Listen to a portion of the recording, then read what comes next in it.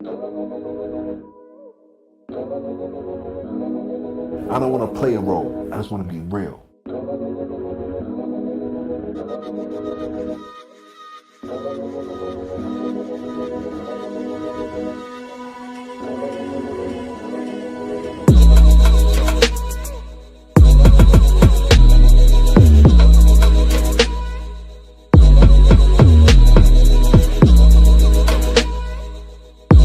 Focus on what's in front of you, and knock one goal out the way first, and then continue to escalate. What's up, man? Likewise. So, we see the Wikipedia page and all that kind of stuff. How do you describe yourself? As a father, a husband, a fighter, a lover? What'd you like to know? No, I'm everything, man. I'm just, a kid from the streets of, Belize and Brooklyn, man. I'm just, man, just love to kick butt, My dad, my husband, but I'm definitely a fighter, lover sometimes, I'm more focused on getting this money right now, man, just out here trying to do something positive, it's kind of oxymoron that, the sport I picked up is really brutal, but at the same time, I'm trying to spread, love and joy at the same time.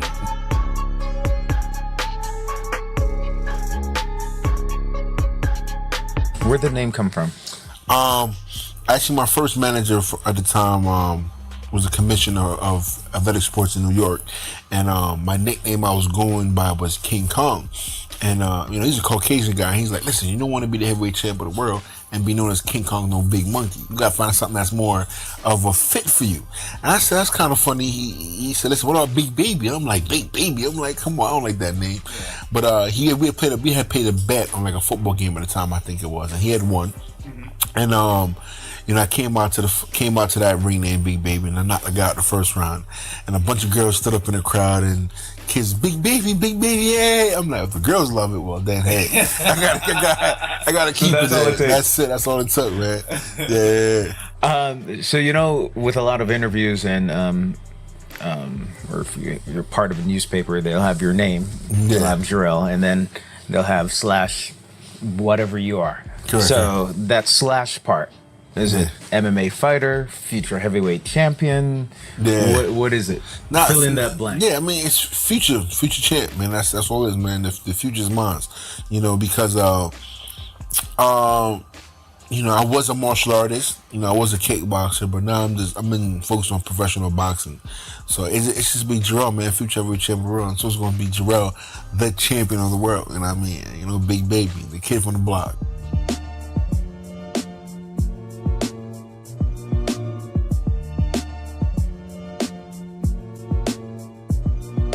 And is that like the 5-year plan, the 2-year plan, 1-year plan? Man, if God can have it, it can be next week plan. That's the goal, as quick as possible. But I got some good news this morning, and hopefully it will be a title shot right after this one against at Thomas Adamak. It will be for the title. Okay, so October 6th. Correct. What's happening then? October 6th, we're fighting a good, tough opponent named Thomas Adamak. He's a 2-time cruiserweight champ. And we're fighting him in Chicago in the Wintrust Arena. As you know, it's a big Belizean, community out there, as well as a Polish community out there. So, we're going to put on for the city and, smash up this boy, Or do you get anything out of that? Besides pride, money? Yeah, I mean pride, money, but it's getting me one step closer to my goal. It's getting for a title shot, So we're ranked 2 in the world. The title fight guys with the belts right now are busy, so this is a fight to keep my name out there and keep me sharp and keep me ready for those guys. And then the news that you got, at least today, will impact a big thing. Yeah. So I mean the champion was caught in some kind of scandal. We don't know 100% sure, but his title's up for grabs now. So the champion of what? The WBO belt. Okay. Manuel Charb. So he was fighting in Fresno Kendo from in Florida, and there was a fight next week. He was defending his title against Fresno Kendo, but because of the incident that he's in now, they're probably gonna strip him of his title, and Fresno Kendo will have to fight me.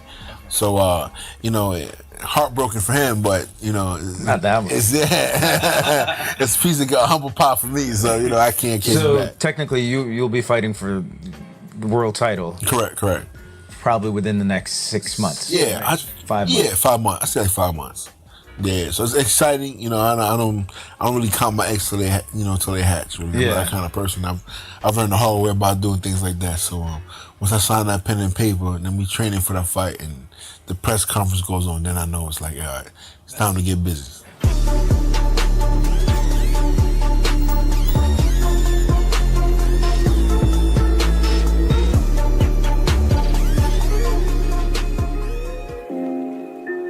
It's your boy here, Big Baby Miller. Today we're at Everlast headquarters. I'm gonna show a little bit of the process of getting your equipment and team outfits done.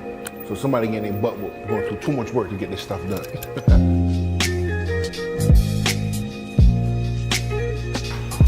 Hello. What's up, man? Nah. This is Chris right here. I mean, one of the top guys over here at Everlast, and he's gonna be showing us the kind of gloves we're gonna be wearing today, as well as the team outfits we're gonna be wearing. And hey, this outfit at Everlast, best in the business. On the floor at the fights, grounding them out. Hi, team. Team, you should represent for Belize out here.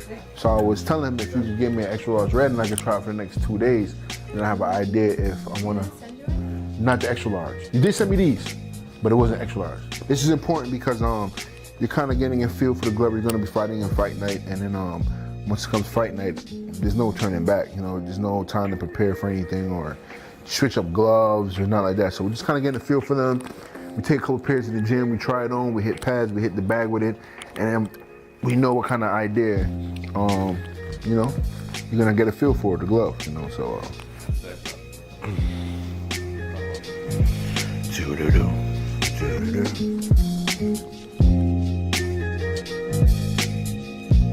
No ice cream. You got a fight covered up, literally. Like my son's like he's bad.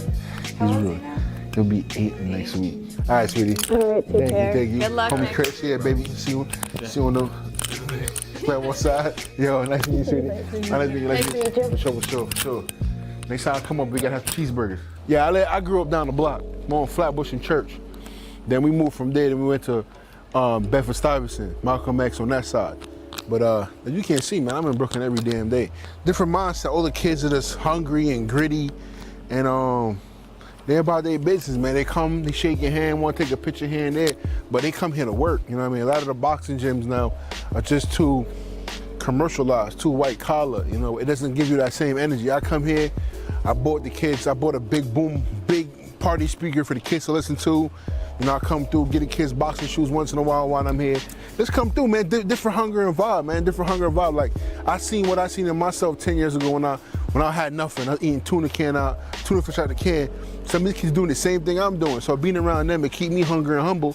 But at the same time, they see me come here and get them motivation to keep going because I had no Olympics. I had no perfect manager, no perfect promotional company. I had grit, iron. I had to dig deep for this. You know what I mean? Like, how can I put it in a Belizean way? Like, everybody eat rice and beans, and you get the last piece of rice bun at the bottom of the pot. That's what I had to live with, the rice bun. Bad. I'm just like, one more workout. There's one more workout. We almost there. There's one more workout. And I've learned it a lot by just, certain mentors and certain videos I watch. You don't think about tomorrow per se. You don't think about that hour away. Think about that exact moment you win. Think about that round. Don't think about the next fight. Think about the round. Every round. Win every round. That's how it's got me this far. He's a 2-time cruiserweight world champion. He's a durable guy. Man, he's been in the game for a while, man. He's tough. There's nothing I can do to him on a mental part per se that he hasn't been done to already. You know what I mean? The main thing is just do what I do in the bell ring. You know what I mean? He's never been in the ring with nobody like me before, that's for sure. But on the outside of tactics and talking junk and all that, he's been there already, he's seen all that. So, and I don't have no animosity against the guy.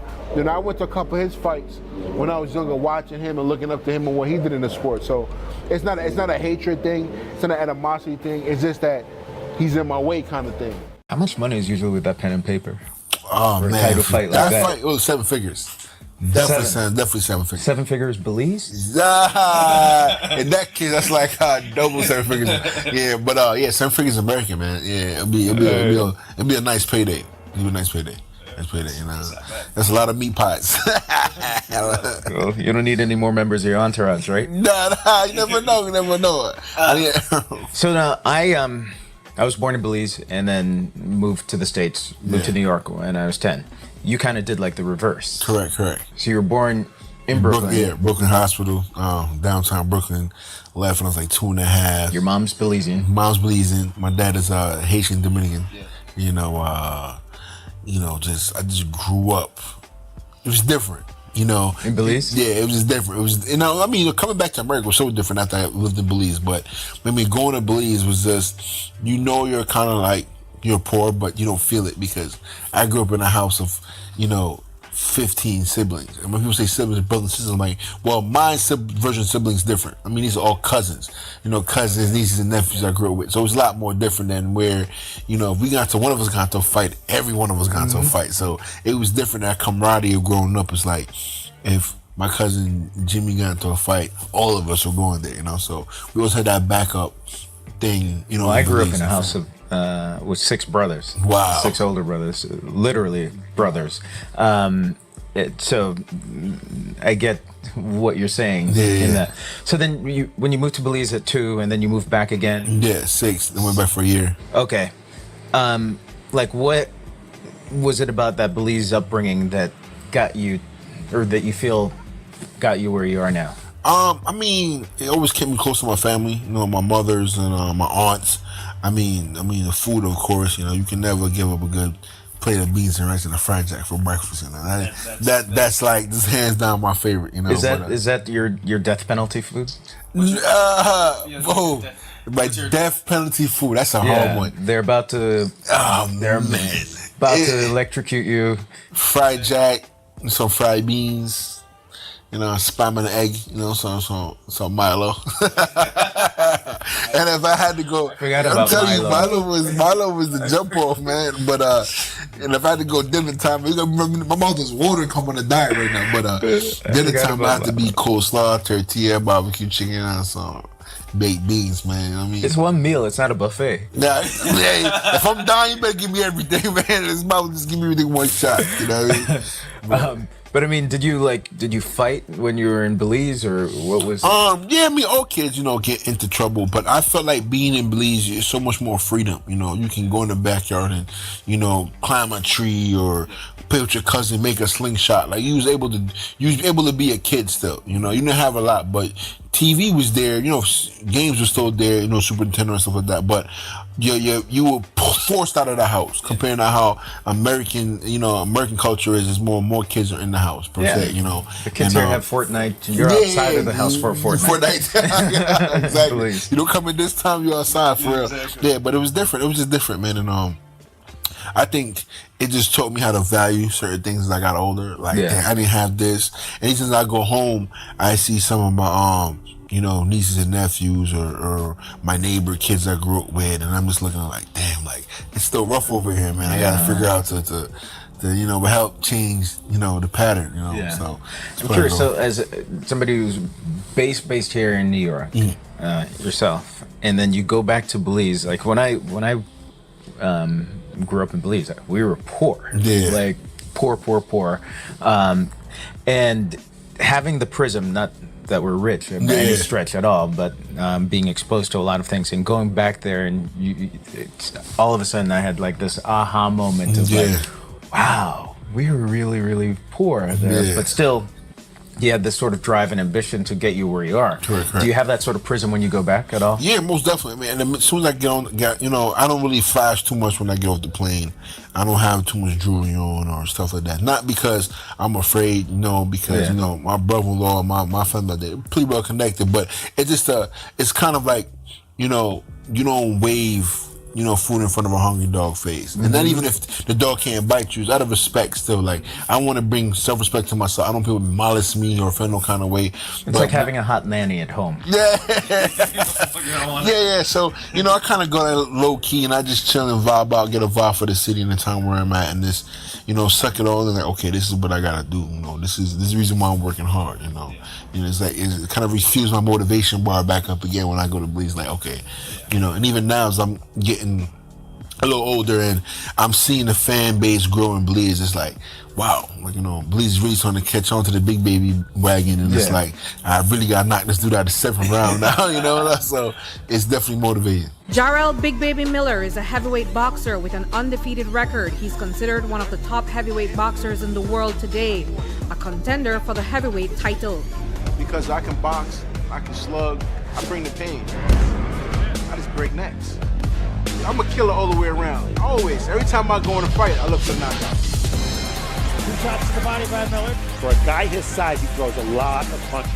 Now the right hand drops him. Fast, I'm powerful, and I got a big damn mouth, and I'm not afraid to use it. Deontay Wilder, boy, I'm coming to the Alabama boat. It's just a matter of time before he get really exposed, and I hope it's against me. And that Calvin Klein, English muffin eating sucker Joshua Anthony. Just wait. Brooklyn in the house. Andy Joshua will have the IBF. I dare you to call my name. I'll fly to England with your behind. I want to be the undisputed heavyweight champion of the world. I want all the belts. So you go back, do people recognize you? Oh, yeah. As soon as I get off the plane, it's like, really? And it's different because, I love it. I love how Bleezers act because we're not cocky, we're not too boisterous, and it's like, yeah, man, Big Baby, what's up, man? You good? It's like, they know who you are. They know who you are, but it's just like, I'm not impressed. It's just like, I know who you are. Yeah, in a what's good up? and bad way, yes. But it's like, yo, that's Big Baby, man. Yo, what's up, man? It's like, they know you. They have that feeling they know you for so long, even though they just seen you for the first time. It's not like they're going to bum rush you for a picture. They'll ask, but it's like, it's a different kind of vibe. Like, they know you for years. They might they might come for the picture after they've already said what's up, and then later on, like, let me go get a picture. It's facts. But it's a good vibe, man. It's a good vibe. Yeah. When does your Creole kick in? Like after you learn, like how as soon as you're landing? Yeah. I mean, it kicks it down enough. My girl talking to me and she say something I don't like, I just like, bah, just blast on her, or me, my mother-in-law, or my cousins be talking. It kicks it out, you know what I mean? It really kicks it out. It's kind of like how kids nowadays, like, there's certain curse words you won't see around your parents, but around their friends, they start cursing. It's like that same kind of thing. It's like the dialect just kicks in and out, you know? It's just one of them things. But definitely when I'm back home in Belize, I speak it more frequently because everybody's speaking, so. But I think my size gives me away, like, yo, this guy might not believe in ain't too big. And then they have you open, oh yeah, please, so, it kind of goes in and out. Do you identify yourself more as a Belizean or American? Somebody asked me that question before, and I believe what made you who you are to that day. My parents are from the Caribbean. My mother's Belizean. I was raised in Belizean. So I consider myself to be both. But I consider my roots to be stronger, which is Belizean. So I consider myself Belizean more than I am American per se, because if I was found the fundamentals of being American, I feel like I'd have got lost. No, go ahead. You know what I mean? But because I found the fundamentals of being a Belizean, where, structure, hard work, home cooked food, those kind of things have caught me in the guidelines of like, okay, this is how I need to be. Because if I follow the guidelines of being American is a big melting pot. We don't know what American is. You know what I'm trying to say? And if we really think about we it, don't. exactly. Because the real Americans died many, many years ago. They were killed off. But you follow the roots of Belizeans, and like, hey, that guy is from a Caribbean island, or he's not from here because look at the structure of how he lives his life, or how he is. So when you win, what do you wrap yourself in? I say Brooklyn. I say Queens. I say I mean, Belize. like what flag? Do the whole Marion Jones thing? Oh, no. I don't do that. I think I've probably done the Belize flag more than I've done the American flag. Because I'm in America. So I'm American. Yeah. But sometimes when you're in America, people understand, like, how did you get here? Because you're an American when you're here, but how did you get here? Like, what was your roots? And the paychecks are signed here. Yeah, exactly. So I'm American, but I'm also a Belizean. You know what I mean? So I've definitely come out the Belizean flag many in my fights before, and it's we're all American because we're here. But it's those areas of of dark and gray. Yeah. Like, where you from? I could tell that accent. You know, I'm from Trinidad. I'm from Jamaica. Oh, you from Belize? Yeah, it's like we're all American, but those extra spices in the seasoning is what makes it special. You know? No, for real. Yeah. So, before a fight, what's your regimen? What goes on? 2 meat pies for breakfast. I plate the fried jack for lunch and beans rice for dinner. On fight? Hell no, I'm joking. If I could do that, oh man, that'd be the best. Nah.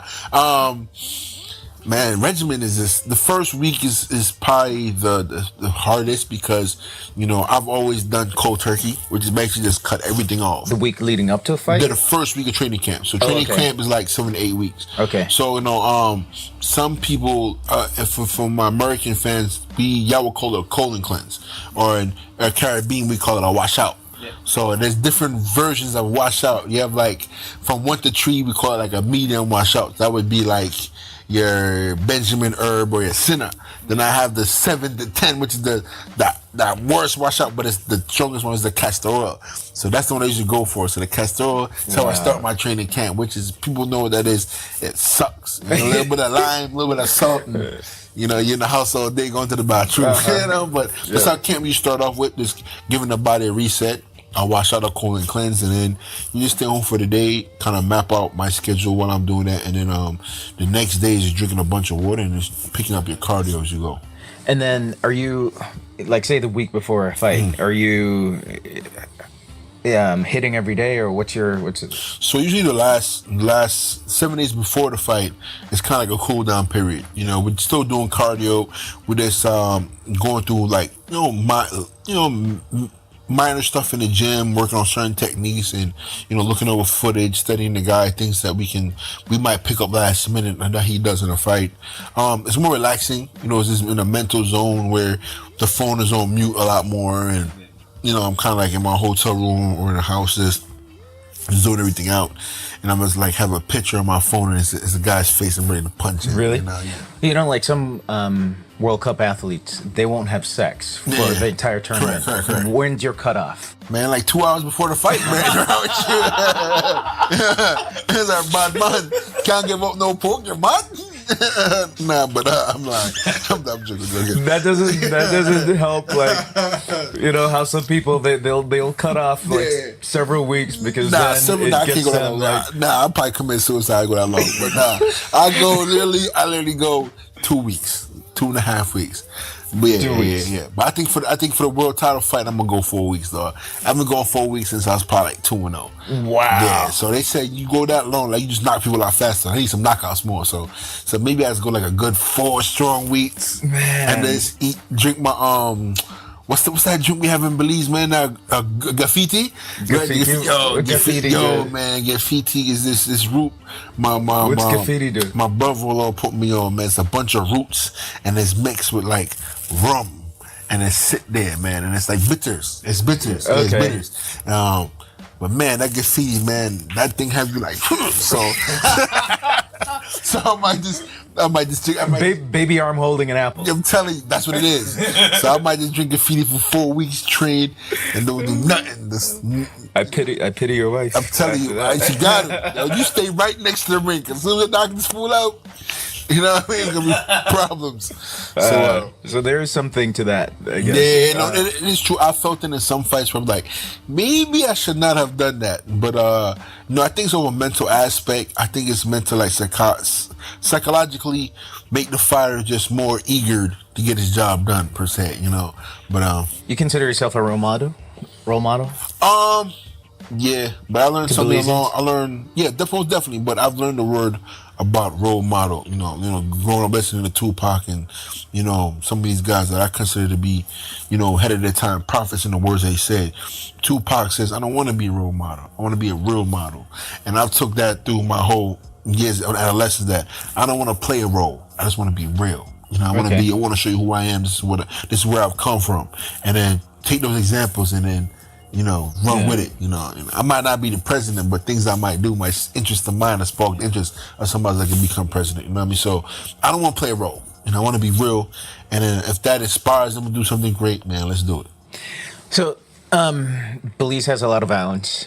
A lot of people killing each other, a lot of people fighting and doing all that. You think you as a fighter should be like an example for a country that already has a whole lot of problems when it comes to violence? Yeah, most definitely. I think How so? the number one thing that I've learned that stops violence within countries is sports, or activities that get people out of the streets and get them something to look forward to. You know what I mean? Because if it wasn't for boxing or, I played American football for a while too, I'd be in the streets hanging out, and I'd have been messing up, and I wasn't no saint either, but I feel like when a country has something or people have something to look forward to, they kind of take their mind off of negativity and put themselves towards positive, So I feel like, yes, being a fighter, and even though it's a hard, rough, negative sport, it can definitely generate good things to help the country. And that will actually help the adolescents coming up do something positive. Yeah, so if there are young Belizeans watching, you'd kind of encourage them to pick up a sport, to pick up something that to like kind of get them busy, I guess. Yeah, most definitely. I'd want people to follow their heart, rather be sports or not. But, I think the adolescence you can take from an athlete and the discipline, it can give you kind of a leadway or an example of how to do things in life. All right. You think you'd ever run for office in Belize? It's so funny because my brother-in-law is like, yo, you getting too popular, man. You might be run for prime minister one of these days. You know what I mean? But when I was younger, I did want to run for mayor of New York. That was one of my goals. And maybe might be prime minister of Belize, who knows? But my main goal right now is getting that world title. That could be a long-term goal and definitely helping my people out. Rather in Belize or in Brooklyn, definitely gonna happen. But right now, you gotta focus on what's in front of you, and then knock one goal out the way first, and then continue to escalate. All right. What type of music you like?